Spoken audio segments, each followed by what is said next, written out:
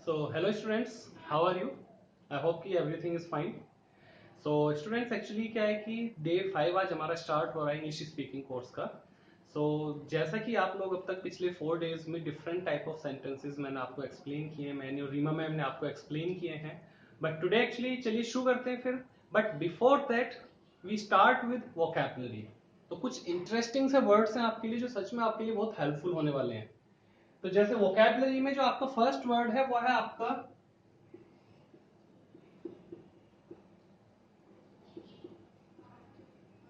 Rolling stone. अब actual में ये रोलिंग स्टोन होता क्या है? रोलिंग होता है लुढ़कता हुआ, स्टोन का मतलब पत्थर, तो लुढ़कता हुआ पत्थर. बट एक्चुअली में इसका अगर हम इडियोमेटिक यूज देखें, इडियोमेटिक मीनिंग देखें, तो इसका मतलब होता है अनरिलायबल. जो इंसान भरोसे के लायक ना हो, कभी आपकी तरफ है, कभी दूसरे लोगों की तरफ है, कभी किसी और तीसरे आदमी की तरफ है. तो जो आदमी अपनी बात पर नहीं रह सकता उसे हम बोलते हैं रोलिंग स्टोन. क्लियर? जिसका मतलब है अनरिलायबल. देखिए अगला वर्ड है हमारे पास बुली. BULLY. BULLY. बुली का मतलब होता है एक ऐसा लड़का या एक ऐसा आदमी जो दूसरों को ऑप्रेस करने की कोशिश करता है. ऑप्रेस मतलब दूसरों के ऊपर अपना अधिकार जताने की कोशिश करता है, जो हर वक्त ऐसी एक्टिविटी करेगा जिससे दूसरे आदमी परेशान हो जाएं. तो बुली का मतलब होता है कोई भी ऐसा शैतानी आदमी, कोई भी ऐसा शरारती लड़का आपके स्कूल या क्लास वगैरह में जो हमेशा दूसरों को तंग करता है. ठीक है. देखिए थर्ड वर्ड की तरफ आगे चलते हैं. थर्ड वर्ड है आपका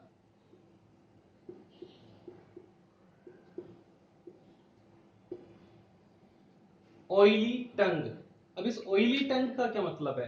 ऑयली टंग का मतलब होता है कोई ऐसा आदमी जो बहुत ही ज्यादा चिकनी चुपड़ी बातें करता हो, मीठी बातें करता हो, सिर्फ और सिर्फ अपने आप को फायदा पहुंचाने के लिए. तो बहुत से ऐसे लोग होते हैं जो कुछ ज्यादा ही ओवर आपसे कनेक्टेड हो जाते हैं. ठीक है, हर वक्त आपसे ऐसी बातें करेंगे जो बहुत ही ज्यादा आप भी समझ जाते हैं कि कुछ ज्यादा ही चिकनी चुपड़ी बातें कर रहा है. तो ऐसे लोगों को बोलते हैं ऑयली टंग. तो हम सिंपली बोल सकते हैं कि अगर कोई आदमी है और हम कहें कि भी उसकी जुबान तो बहुत चिकनी चुपड़ी वाली है, तो हम बोलेंगे he has an oily tongue. Clear? He has an oily tongue. चलिए नेक्स्ट वर्ड की तरफ चलते हैं.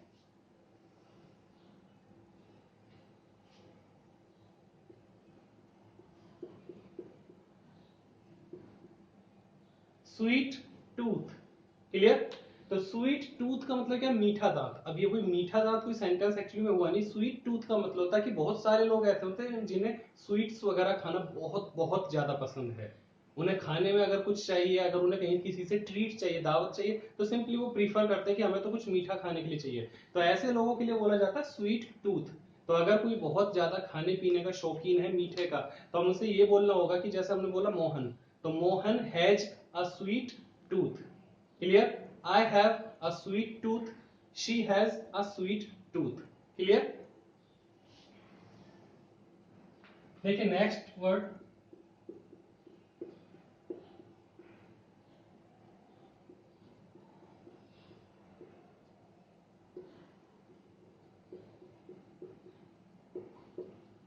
देखिए नेक्स्ट वर्ड है आपका Apple of Discord. Apple of Discord. Discord का मतलब होता है डिस्प्यूट, झगड़ा. तो कोई एक ऐसा रीजन जो आपकी झगड़े का मतलब कारण बना हुआ है. तो कोई भी ऐसी बात, कोई ऐसी जगह या कोई भी ऐसा फैक्टर जो दो लोगों के बीच में, दो पार्टीज के बीच में आपस में झगड़े का कारण बन जाए, तो हम उसे बोलते हैं एप्पल ऑफ डिस्कॉर्ड. जैसे आप लाइव एग्जांपल देख सकते हैं कि गलवान घाटी, Galwan valley is the Apple of Discord between India and China. Clear? तो एप्पल ऑफ डिस्कॉर्ड का मतलब होता है कि दो लोगों के बीच में झगड़े की जो वजह होगी वो एप्पल ऑफ डिस्कॉर्ड है. आई होप कि ये वर्ड्स आपके लिए थोड़े हेल्पफुल होंगे. इन्हें अच्छे से प्रैक्टिस करिए और अपने आपस में फ्रेंड्स के साथ, अपनी फैमिली मेंबर्स वगैरह के साथ आपस में इन्हें बोलने की कोशिश करिए. तो आज जो हम एक्चुअली में शुरू करने वाले हैं वो आपका है यूज ऑफ हैज हैव.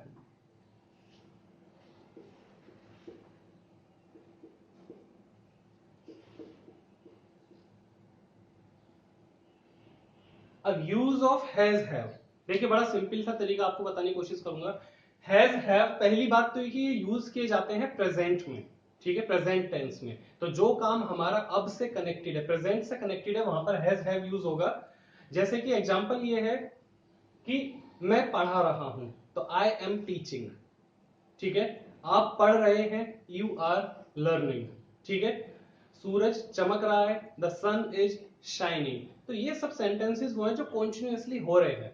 लेकिन अगर मुझे ये कहना पड़े कि मैंने अपना काम कर लिया है, मैंने पौधों को पानी लगा दिया है, ठीक है, मैंने नाश्ता कर लिया है, मैंने एक प्रोजेक्ट तैयार किया है, तो ये वो सारे सेंटेंसेस है जो इस वक्त मतलब मैं नहीं कर रहा हूं, हो चुके हैं।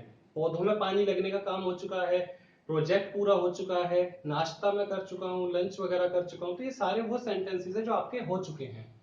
तो चलिए रीमा मैम एक्सप्लेन करेंगे आपको। बिल्कुल, देखिए हैज और हैव मीन्स, देखिए प्रेजेंट में जो वर्क हमारा फिनिश हो चुका है और उस वर्क को फिनिश हुए ज्यादा टाइम नहीं हुआ है, वहां पर हमें सिंपली यूज करना है हैज एंड हैव। अब हम कैसे डिफरेंस करेंगे कि कैसे हम डिड वाला सेंटेंस बोले, कैसे डिफरेंशिएट करोगे आपकी पास्ट में ये काम हो चुका है या प्रेजेंट में हो चुका है। तो सबसे इजी तरीका है, सबसे इजी मेथड है कि आपको क्या करना है, जिसका काम का इफेक्ट आप पे अब भी झलक रहा हो, अब भी लग रहा हो कि इस काम का मुझ पे इफेक्ट है या इस काम का इफेक्ट इस पर है या थर्ड पर्सन पर है, तो आपको सिंपली वो सेंटेंस हैज और हैव से बोलना है। ओके, जिस वर्क का इफेक्ट खत्म हो चुका है आपके ऊपर से, तो उसको आप पास्ट में ले जाइए, और जिसका इफेक्ट अब भी आप पे बना हुआ उसको आप प्रेजेंट में ले आइए। बट वो वर्क फिनिश हो चुका हो, या तो अभी फिनिश हुआ हो 1 घंटे पहले, 2 घंटे पहले, या फिर सुबह फिनिश हुआ हो। ओके, तो आपका सिंपल फॉर्मूला क्या होगा उसमें, simple doer, time word and action. अब हमारे डूअर तो कौन होगा, जैसे आई, ही, शी, कोई नेम हो सकता है, कोई पर्सन हो सकता है। सेकंड हमारी टाइम वर्ड आज है क्या, हमारे टाइम वर्ड है हैज और हैव। ओके, अब हैव और हैज के बाद हमें यूज करना है एक्शन। अब हमें यहाँ पर एक्शन की third form of the verb लगानी है। ओके, यहाँ पर हम यूज करेंगे third form. Okay, simply third form कौन सी होती है, जिसमें हम मोस्टली ईडी ऐड कर देते हैं, वो थर्ड फॉर्म होती है। एग्जाम्पल देखिए आप यहाँ पर, I have taken breakfast. Okay, तो यहां पर हमने डूअर लिया आई, टाइम वर्ड हमने लिया हैव और एक्शन के लिया third form of the verb. तो टेक का थर्ड फॉर्म क्या होती है, taken. Okay, taken breakfast means अभी मुझे ब्रेकफास्ट किए हुए ज्यादा देर नहीं हुई है, तो इसलिए मैंने आप सिंपली बोला I have taken breakfast. Suppose कीजिए आप तो फिनिश कर चुके हैं वर्क, मींस आप तो ब्रेकफास्ट ले चुके हैं, लेकिन आपकी सिस्टर अब भी ब्रेकफास्ट कर रही है, तो उसके लिए आपको बोलना होगा बट शी इज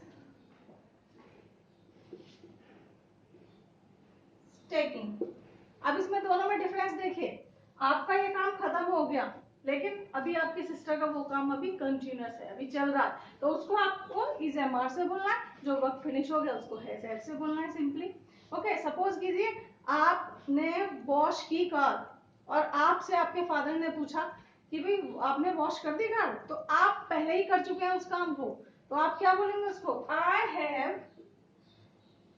अब यहाँ पर देखिए मैं एक आपको वर्ड बता रही हूँ ऑलरेडी, तो आपको हैव के हैज के बाद मीन्स टाइम वर्ड के बाद ऑलरेडी जस्ट ये वर्ड्स ऐड करने हैं। I have already washed the car, तो आप बोल सकते हैं सिंपली अपने फादर से I have already washed the car, मतलब आप पहले ही फिनिश कर चुके हैं उस काम को। नेक्स्ट है, अगर आपने जस्ट अभी वो वर्क फिनिश किया है, तो जस्ट का यूज मैं आपको बता रही हूँ, उसमें आप बोलिए I have just taken T. Okay, suppose कीजिए आपकी मदर चाय पी रही है, उन्होंने पूछा वांट टू टेक टी, तो आपने सिंपली क्या बोला, आई हैव जस्ट टेकन, मैंने तो बिल्कुल अभी अभी चाय पी है। ओके, तो हमारे यहाँ पर यूज हो गया ऑलरेडी और जस्ट। सेकंड मैं आपको यूज बता रही हूँ,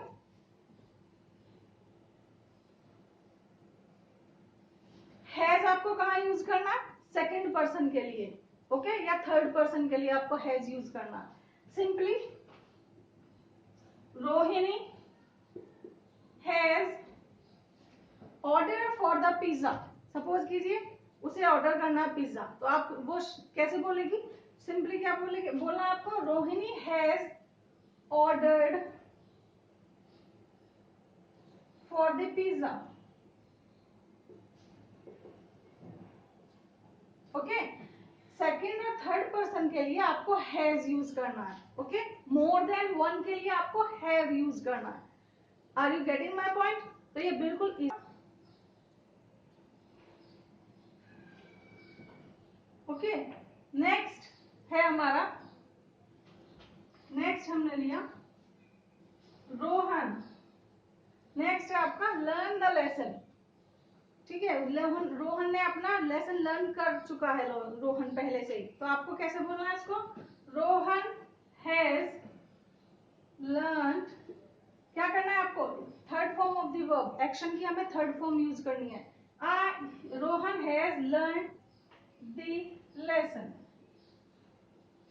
ओके। तो आपको सिंपली हैज हैव का यूज करना है और आगे बढ़ना है, ओके। अब आपको ये वाले जो एक्शन है इनको यूज करके, हैज हैव का यूज करके इन एक्शन को बोलने की प्रैक्टिस कीजिए। Getting my point? तो देखिए जरा स्टूडेंट्स, बात करते हैं फिर नेगेटिव सेंटेंसेस की। तो नेगेटिव सेंटेंसेस किस तरीके से आपको बनाने हैं?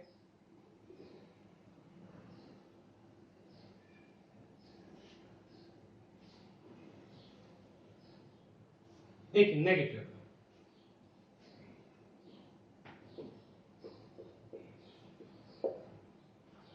नेगेटिव आप सब जानते होंगे कि जहां पर हम नहीं वर्ड यूज करते हैं, मतलब वो काम हमने किया ही नहीं है, एक्चुअली में दैट इज नेगेटिव।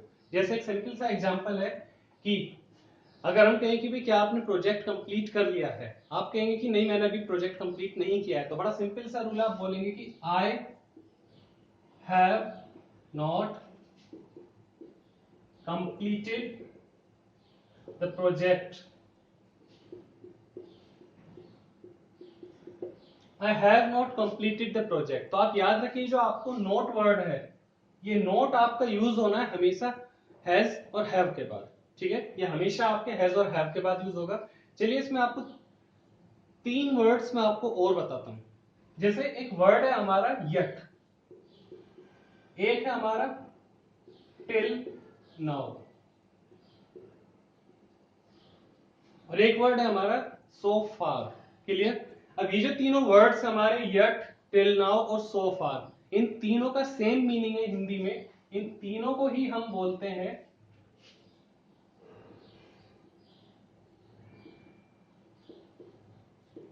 अभी तक। क्लियर? तो ये कंडीशन अप्लाई होती है नेगेटिव सेंटेंसेस पर, जहां आपको यट, टिल नाउ और सो फार जैसे वर्ड्स मिले, आप वहां पर यूज करिएगा नेगेटिव वर्ड। जैसे एक सिंपल सा एग्जांपल, कोई आपसे पूछे कि क्या आपने नाश्ता कर लिया है, तो आप बोलेंगे मैंने अभी तक नाश्ता नहीं किया है। तो कैसे बोलना होगा? तो आप बोलेंगे कि I have not taken breakfast अभी तक। तो आपकी मर्जी है कि आप इन तीनों में से कोई भी वर्ड यूज कर सकते हैं एक बार में, एक ही वर्ड, ठीक है। तो आपने येट यूज किया, आपने बोला I have not taken breakfast yet. Clear? कोई आपसे पूछेगी क्या आपने ये मूवी देखी है, क्या आपने ये मूवी देखी, तो आप बोलेंगे कि I have not watched this movie. आप टिल नाउ यूज कर सकते हैं, सो फार यूज कर सकते हैं, येट यूज कर सकते हैं। तो स्टूडेंट्स रिमेंबर दिस थिंग कि सिंपल सेंटेंसेस में आपको क्या याद रखना है कि कोई एक्शन अभी अभी आपने फिनिश किया है, ठीक है, तो वो आप हैज हैव से बनाएंगे। और कोई एक्शन आपने नेगेटिव में यूज करना, तो बड़ा सिंपल सा रूल है, हैज हैव के बाद नोट यूज करिए, हमेशा वर्ब की थर्ड फॉर्म आप यूज करेंगे, ठीक है।